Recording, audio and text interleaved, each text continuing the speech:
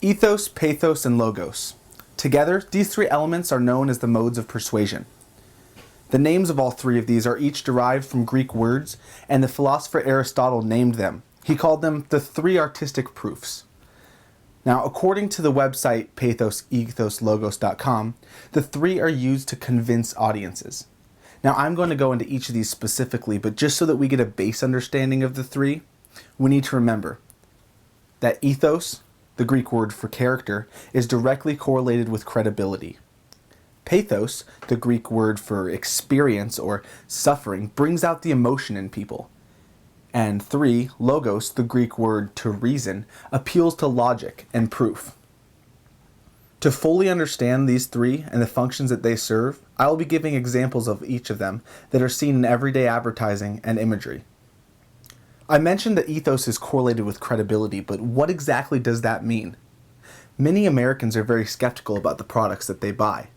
We as consumers subconsciously want to know that we are buying the right product, so we in turn search for credibility to back that claim.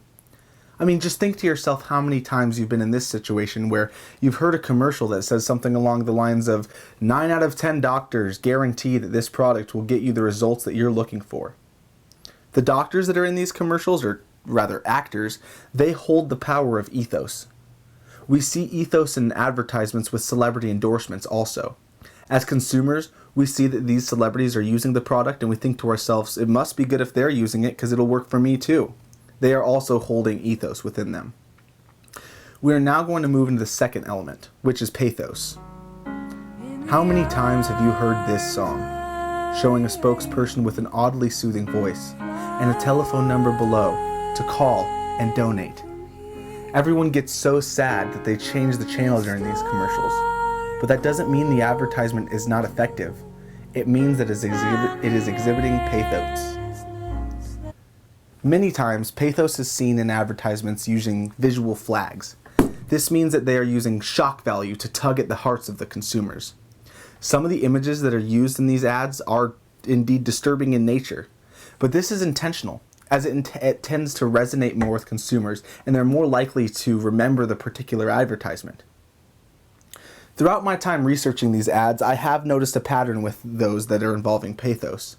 I noticed that most of the time, they're not particularly advertising a product to sell, but rather conveying an important message, such as anti-tobacco or anti-drunk driving. This brings us to the third and final element of Aristotle's three artistic proofs, which is logos. This element is rooted heavily in logic, and it appeals to the left side of the human brain. According to the website changingminds.org, logos is presented, quote, based on the use of empirical evidence, end quote. This means that information is obtained through experimentation or something like that. And this directly translates to advertisements that we see possessing the quality of logos. A lot of times, these ads have statistics, putting their message into perspective for consumers. Take this advertisement, for example. It provides minimal words and description, but the viewer can see clearly that this ad shows the strength of Verizon Wireless's 3G coverage throughout the country compared to AT&T, its competitor. Or maybe this advertisement, which uses shock value similar to pathos, but puts it into perspective how much money having a child really can be. In print advertising especially, you only have one image and a little bit of text to attract your consumer. Like this Cheerios advertisement. It effectively uses statistics and logic to sell their product in a really simple way. A very common theme in advertisements with logos is using charts and visual aids to show the point that they are trying to make. And some people may be confusing these with pathos, as they also tend to invoke the emotion of consumers, but this happens in a much more logistical and sound fashion.